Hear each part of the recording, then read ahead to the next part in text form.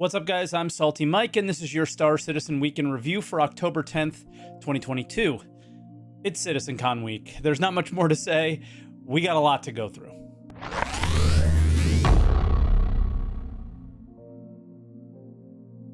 But as always, if this is your first week in review, this is where I take all of the official news coming out of Star Citizen, and there's a ton this week, and pile it into one video. Also, I live stream on Twitch every day but Monday, so I can get this video out to you guys starting at 6:30 a.m. Eastern Time on twitch.tv/SaltEMike. I also have a second channel, SaltEMike 2, and yeah, feel free to check that out, where we have a lot of the live stream reactions to all of the things that we'll cover here today. But like I said, we got a ton to get through, so let's start out with a couple patch updates.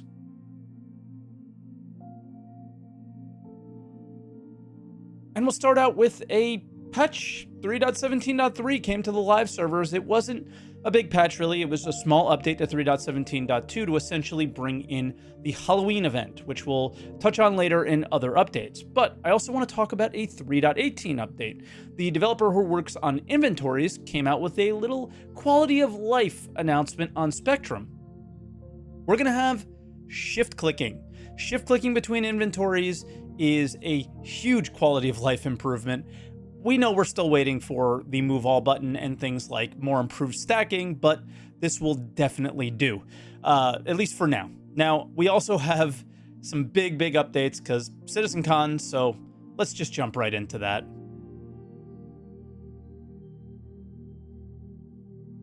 All right, I'm going to be going over most of the panels from CitizenCon very briefly, and it's because I've gone and done a full live reaction of CitizenCon here on the main channel under the Answer the Call kind of tag here, and I've also been doing and will continue to do throughout the rest of the week just general reactions to the individual panels where I can pause and share my thoughts and things like that on SaltEMike 2.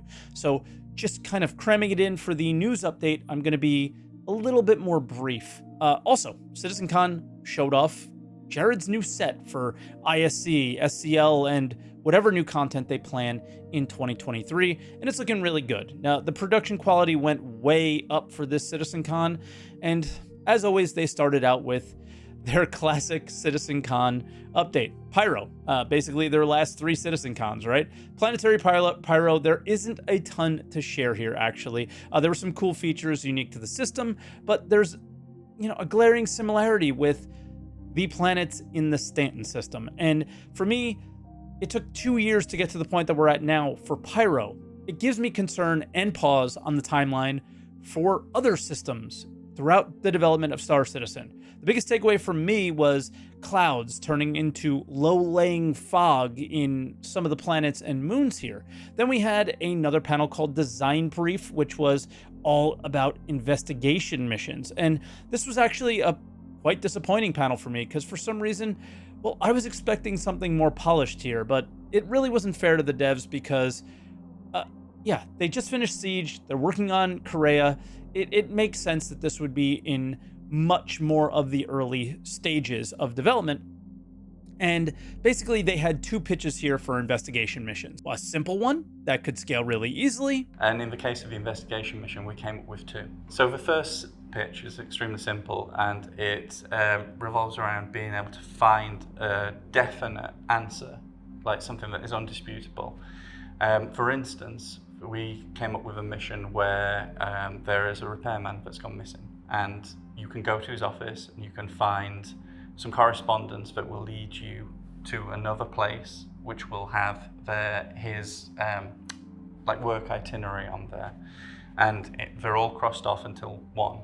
And if you're smart, you'll go to that location, and should you go to that location and do a little searching, you'll find his body there, and he's been like electrocuted, fixing the final thing on his list. And there's your definitive ending. And a really complicated one. Whereas the second pitch, it's more about allowing the player to choose when they're done, like when they think they have solved the mystery. And the way we do this is we scatter evidence around the location and clues that lead you to that evidence. And obviously there can be red herrings in there. You can get your answer up to a credible state, which might still be the wrong answer but you can complete the mission then. Whereas if you'd have carried on digging a little more, maybe found a few more clues and followed them, you would perhaps find an indisputable piece of evidence, like, I did it kind of thing, that would get you like the bonus for the mission.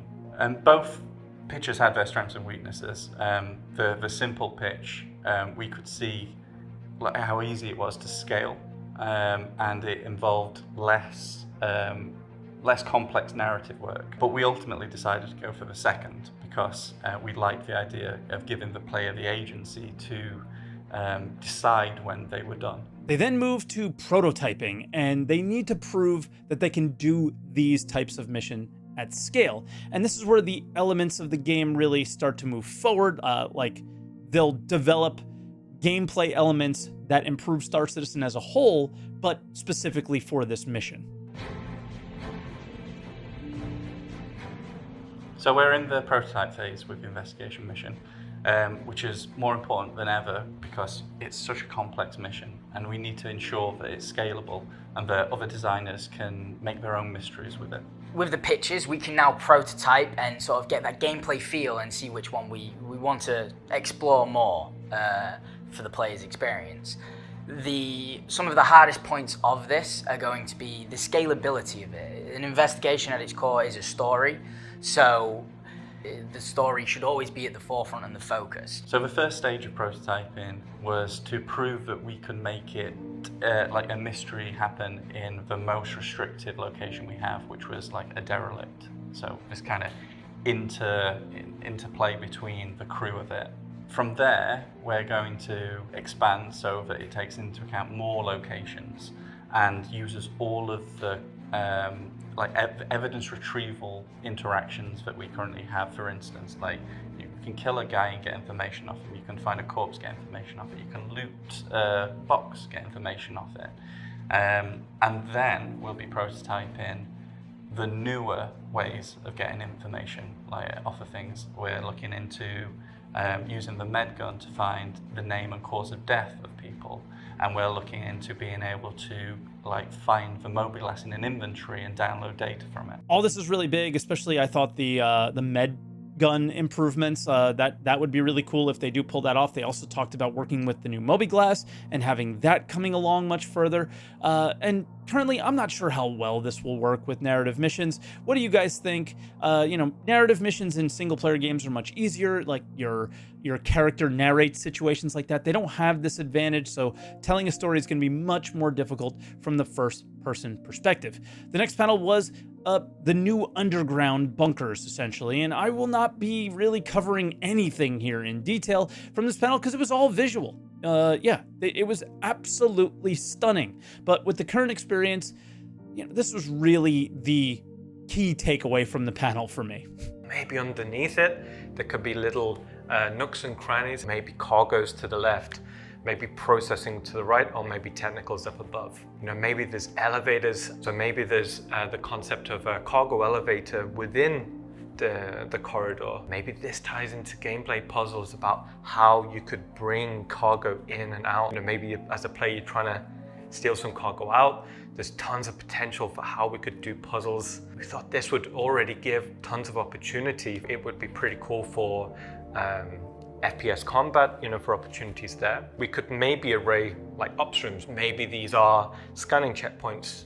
Also inside here, there could be tea rooms or break rooms or offices, a plethora of interesting opportunities as a play space. Another opportunity to introduce a new element to the space could be... Yeah, that's a lot of potential to this location and a lot of maybes. Ian's an artist. He doesn't make the gameplay here. And Star Citizen does something very differently in game dev than anyone else. They do the visuals and the locations and the level design first, not the actual gameplay to inform the level design and what they're capable of and all these other things. So, hey, kill me if I'm not so confident that this amazing, beautiful location that they plan on making is going to feel a little lackluster when there's nothing to do there, right? There's really just Star Citizen's history here. And We see underground bunkers. There's probably a lot more they could have done even in these little spaces, but they haven't because they really don't have the support of enough game developers to do so at this point. It just is what it is. It's not about being negative. It's not about being upset. It's just Star Citizen's history, and it just feels like the truth. I do also want to point out that they showed hangars on the exterior of these bunkers, and I think that that's really important because if you've ever gone down to the underground bunkers currently in Star Citizen, if anyone ever comes across those bunkers, including NPCs, your ship's usually gone by the time you get out, and it's not a fun experience. So I just see this as a huge quality of life improvement. And then they move on to ships, more things about ships. The need for speed or multiple speeds. And this is the panel you absolutely need to watch in its entirety if you plan on playing Star Citizen and in any regularity. And this will touch on literally every single aspect of Star Citizen because you need a ship to get anywhere and do anything. I want to start out with a short clip on something that I think a lot of people will be able to tell that there's some relevance to later when we talk a little bit about the polarizing aspects of this panel. Star Citizen is supposed to be a big expansive game with giving the players lots of chance to have a variety of different experiences. It's not just about combat, it's not just about an economy, it's not just about piracy, it's about all of those things happening at the same time. So we need ships that can act and function in different ways to support all of those different goals. Okay, so please take that part in because they're focused on ship combat in the video, but it's clear that that's not their entire focus, and they made that a point right there in that clip. The key takeaway from the panel, though, was their shift to something that was, well, previously in Star Citizen before, but it now has a new name and acts a little bit different. Master modes. So the main idea is to simply not have combat and long-range travel at the same time. So we're splitting these gameplay experiences. This will be done by a thing which is called master modes. A master mode is a thing that is globally applied to your ship. And we have two of them. We have SCM, which is now relabeled as standard control mode, and QCM or QM for quantum mode. So let's start with standard control mode and what this means. So this is the mode that we intend to be the functional mode of the ship, whether it's combat or mining or any of these kind of core kind of things the ship does. We want the player to do these things in this mode.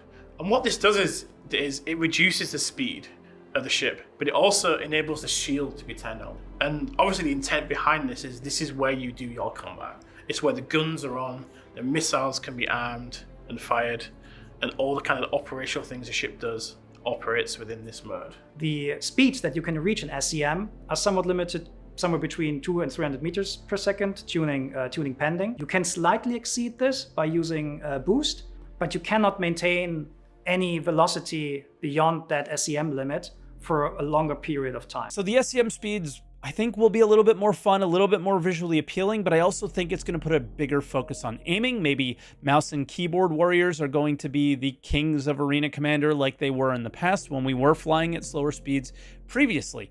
Let me know what you guys think about that one. I think a lot of people have opinions on this system, but I also think we're going to need to get it in our hands first to truly understand it. And then they explain the other mode. The second mode is quantum control mode, or QCM or QM. What this mode does is it unlocks your maximum velocity that your ship can reach. So when you were limited before to 200 to 300 meters per second, now you can go to 1200, 1400 meters per second, whatever your ship allows you. We needed something that was a little bit more kind of about traveling large distances, but not at the distances that you need to, speed up your quantum drive and travel across the universe. So we've created this feature called Quantum Boost, which is available in the quantum mode, and you can access it at any point. So at any point you want to kind of boost towards your location that you're kind of looking at, but it's just too far away. And this boost is available for a limited amount of time, and it's purely on a straight line. Just to give you like a ballpark, quantum boost will allow you to go to a target fast if it's within, let's say, 50,000 kilometers, whereas you will use quantum travel to do very long range jumps between planets. But it comes at a cost. Your capacitor systems are non-functional because they interfere with the quantum bubble that is allowing you to go fast. You won't have shields, Your shields will collapse right away when you swap into quantum mode. Your weapons will stop working because anything that's firing outwards of your ship will disintegrate the quantum bubble. Your countermeasures won't work, and you will also not be able to use thruster boost. So basically all your capacitor and combat related systems are turned off instantly. The quantum boost feature seems really nice. I don't know if you guys noticed it or not, but on the right side of that placeholder HUD showed the distance that you were capable of going, which is pretty neat. And yeah, I think the downsides of the mode seem to make sense and are pretty good, although somewhat polarizing in the community as well. And they explained what happens when you switch modes, which is sort of what people are upset about. When you switch between modes, there'll be a little period of time where everything has to spool up and change. So you will lose your shields during this, you won't have your weapons during this, but you also won't be going fast. So there's a risk-reward element when you need to switch modes. Now personally, this all seemed to make sense to me, the shields going down and everything, but this next clip is what I think people may have missed and why people are kind of upset, thinking that maybe non-combat ships are going to be in trouble in combat scenarios. Because going into the two different modes is like a systemic thing within the ship's items, we actually have the opportunity now to define ship roles that can block people from escaping, either using devices that suppress the quantum bubble or devices that can effectively interfere with your ability to transfer between the modes. For example, specific ships like interceptors can be tuned such that they have a higher standard control mode speed, so they're able to catch up with people. Or for example, make the swap between the modes faster and more efficiently so that they could catch up with you, go into standard control mode and attack you more effectively as per the properties of their ship versus another ship which might not be as good at doing something like that. Now they mentioned the interceptor archetype in this section, but that doesn't mean that something like an industrial ship can't also have features like being able to go back and forth between modes quickly, because that's going to be their survivability mechanic in the game. So yeah, it's all speculation at this point. I think we could discuss about how we would like the system to work for us and in the situations that we're worried about or excited about and so on. But in the end, we're going to have to get it in our hands. But I think they have a good base system and they can kind of balance and gather our feedback and move from there. They also explained on Spectrum that when you switch modes, if your shields are up, they don't dissipate, but they're actually stored and they can be filled back up quickly when you go back into SCM mode in the future. So there were some concerns with people like with 890 jumps that have really, really large shields that take 6 minutes or so to actually get up to full. So the kind of negatives that you would get from switching modes from what we saw in the video would be massively detrimental to ships like that. And we got a little bit more clarity on Spectrum from Yogi there, which was really good. Then we moved on to the Lorville Redux, which, yeah, I will not be breaking out any clips from this one for the sake of time, but the concept art is absolutely amazing. I would literally buy it and put it on my wall. As for the details that they've added, we should be able to fly around the city a lot more like other places like Microtech, and the progress they're making is quite insane, and the locations on the outskirts seem more accessible, and the possibilities for gameplay here continue to grow. So moving on, there was the Powerplay demo, and let's start out with a little explanation of exactly what it is. Resource management is the underlying system that allows items to produce, consume and store resources in the game. It is the digital representation of real-life cables, pipes, tanks, batteries, or anything like this that you can imagine. It's the foundation of the ships, where you have certain resources like fuel and energy powering certain items on the ship, but it's also the system that will lie below any station or any vehicle, anything that you can imagine in our universe that actually requires a certain type of resource. Resource management is not just a system that helps ships function, it is a thing that's integral to the functionality of the entire universe. It will be the way surface outposts function, underground facilities, space stations, landing zones, everything in Star Citizen will function using resource management. The work going on here seems to be simply the foundations for, yes, we've been hearing stuff like this for years, foundational tech and things like that, for things like how ships will work, how outposts will work, how stations will work, all those things. My biggest takeaway from the entire show probably was this clip right here. We can suddenly scale a lot bigger than what we have right now. And the reasons are that we have more control over the powers of certain platforms there, and we can introduce some interesting gameplay that facilitates these functionalities. Resource management is going to open up the possibility of player structures, player-owned outposts on planet or stations in space, where the player will have to manage resources, bring in fuel, do repairs. And this will not be something that only caters towards the engineer. This will be something that is valuable for everyone in the world of Star Citizen. And we knew for sure we would have player-run outposts, but I was really skeptical about owning a station. So you're starting to hear what the end game of Star Citizen might be like. It's starting to sound more and more like EVE, almost. Owning little stations and things like that around the system, territory control, stuff like that. You know, I know this is the resource management thing, but your mind starts to go a little wild of the possibilities of the game. But yeah, this is on paper stuff, not in the game yet. So I'm trying to remain kind of cautiously optimistic, but that certainly raises my optimism for Star Citizen's design, Star Citizen's endgame, and, you know, maybe this is the game that I was looking for when they say something like that. Yeah, the next part is something that sounds like it will be a little bit polarizing. Life support is the most important thing you have to pay attention to in your ships now, since atmosphere is finite in all the spaces that you might discover. And here, the life support system is a key factor.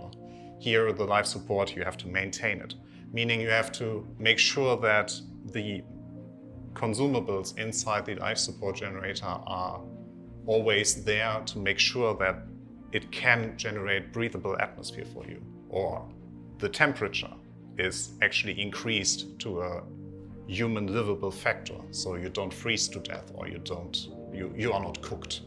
Personally, I feel like this is kind of tedious. I think as the game grows, our ships, you know, maybe won't be thrown away as often and claimed, and we'll want to pay attention to this and make sure that our life support is always running really well and all that stuff. But at the current point, it does seem a little bit overwhelming with the way the game works now.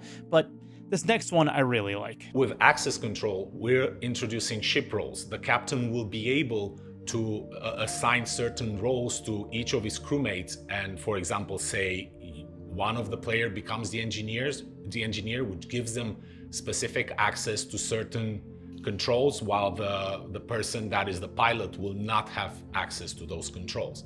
At the same time, a gunner will only have access to a specific gun or all the guns on the ship. Ship roles for me are really big, not just because of the role on the ship having like a real meaning and restrictive aspects, but it also sounds like it's the groundwork for organization mechanics and my ability to restrict or give access to my own ships, my hangar, my freight elevator, or something like that, right? And you can maybe start to see, or even our outpost or our station that we own, going back to a previous clip. So it shows that they're working on some foundations for things like that could possibly grow into, right? And they went a bit more into things about like repairing and replacing components, as well as showing the relay networks inside of the ship and the effect that they may have. Now, the next panel was Talking Ship. It was your basic ship sail panel, right? Nothing crazy here. And they had a new ship from Crusader, the Spirit, that was meant to rival the Cutlass, and it comes in 3 variants. The A1, which is a bomber that has smaller bombs than the A2 for more precise bombing runs, the C1, which is a more standard cargo variant, and the E1, which is a personal transport version. This one sticks out to me as it is basically a smaller Starliner, and I feel this ship could, but more likely the 600i rework will do this, debut the personal transport gameplay, which has been on the roadmap for a little while now, then they next jump into showing off the Drake Corsair, which is a competitor to the Connie. And it has a large amount of guns, like a lot of them, and it's like the other ships in its class. It can hold an Ursa-sized vehicle. The kicker for me was this elevator that it kind of brings you up to the top of the ship and you can walk around and repair it, which was quite wild. Then there was the Grey Cat STV, which is the vehicle that can race, that kind of falls in between the buggy and the tumbrel vehicles. They also have plans for a UTV and a reconcepted PTV to have more function, like storing weapons and such. Last, they decided they wanted to do something I never expected, which is make a vehicle that can mine larger than the mole. Mole mining has little to no point right now, but the monthly report this week shared some info around that, and I could see why they maybe want to go in this direction. They put out a vote for what was the next company for this larger multi-crew mining vehicle, and the thought process here is that it's a mining ship that can also hold a rock. Now, if they provide all types of mining together better, like rock mining and prospector mining, I could see that kind of working out here, and maybe that's what the monthly report is referring to. Now, this last part. This was brutal. I want to give my feedback on CitizenCon in general now. It was so concise, so well put together. The production value was better than anything I've ever seen from Star Citizen in my life until we got to this. This was last minute. This was thrown together last minute, and it was so obvious. I just want to cut out what I think was important. This was 2 hours long, and I think that there's about 5 minutes max of valuable information here. And I want to start out with the new interactable system along with the FPS radar. So what we've kind of gone to, we've gone to kind of this weighted system. So if you're walking over to a trolley, you know, you shouldn't have to like look exactly at the handle to be able to go, oh, I want to use the trolley.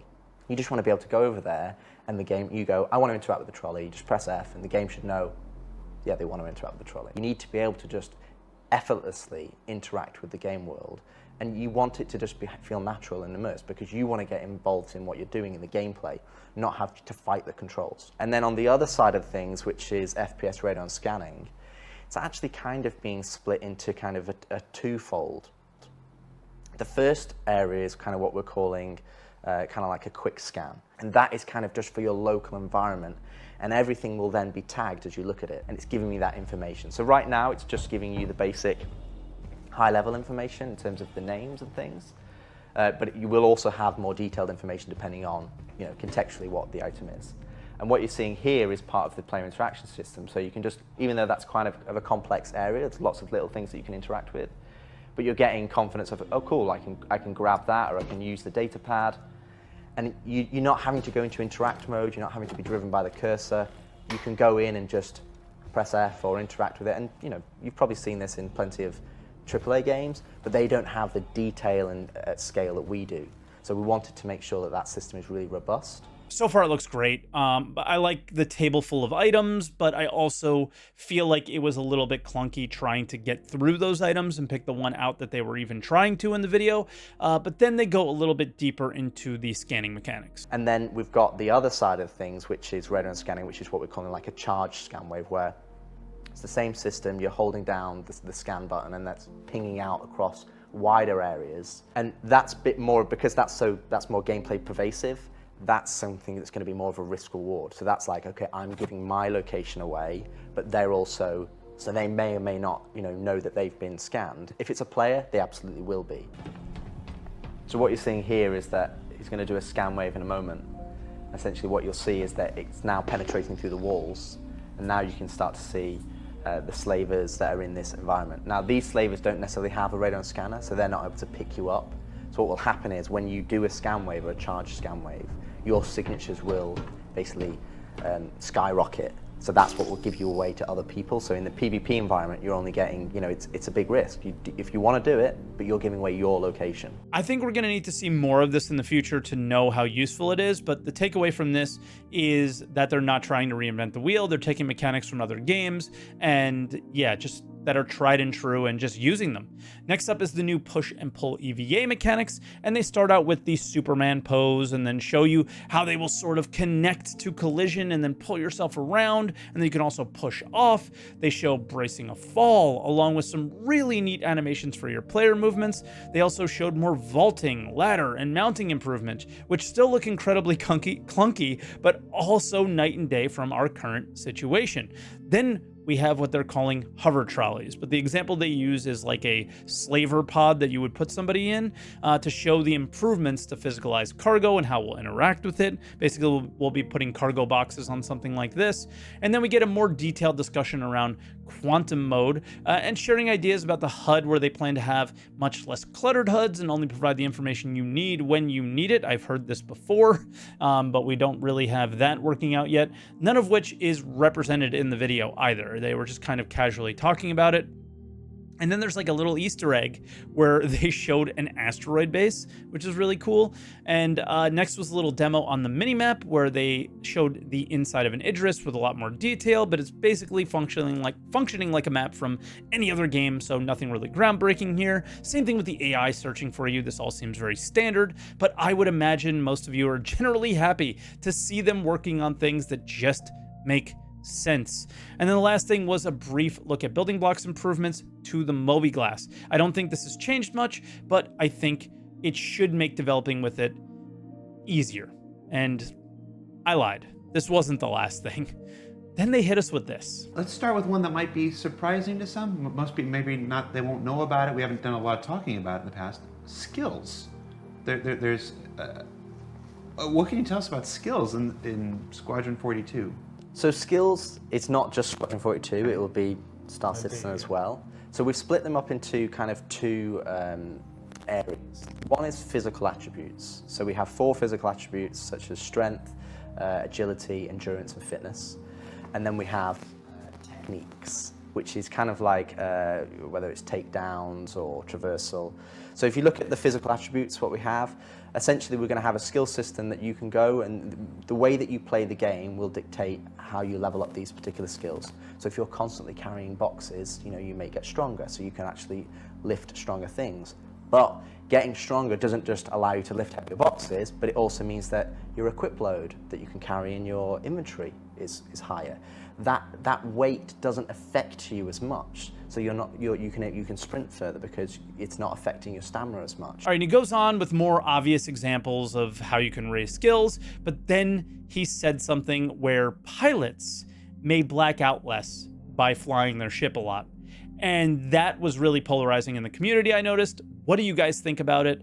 I'm not sure how we feel about that one specifically. It really comes down to how much we're going to be blacking out in the SCM mode, which may not be that often, so we'll have to see. And then, I want to give you a little bit more insight into the system, because when I was on a podcast after CitizenCon on Captain Burke's channel, Richard Tyrer was there, kind of answering some of our questions. And yeah, we'll lose progress on these skills with Death of a Spaceman mechanics. There's also a number of other things, but he moved on to techniques, and that'll be related as well. And then we have the technique side of things. So we're going to have multiple different techniques for lots of different skills across the Star Citizen, but a good one to how to explain it is, it's almost like the 10,000 hours. If you do 10,000 hours kind of thing, you're better at something. So takedowns is a good example. So the first time you do a takedown, that's going to be quite sloppy. It's going to take quite a long time. You might struggle, and eventually you take them down, and it's like, oh, okay, the guy over there heard me. It's not very good.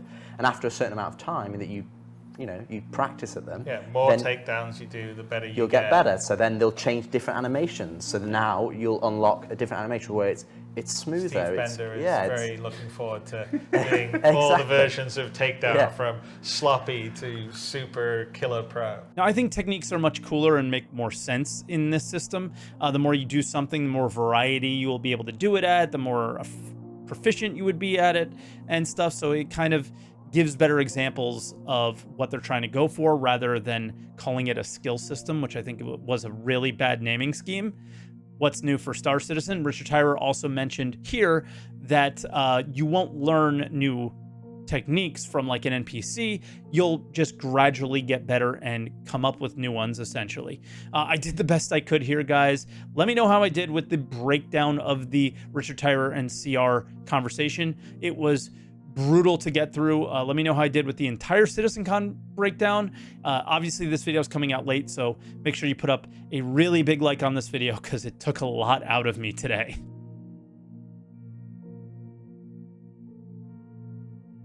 All right, and for other updates, we'll start out with the Q4 buyback token. It's available in your hangars now. There was an issue with it, but it should be there now.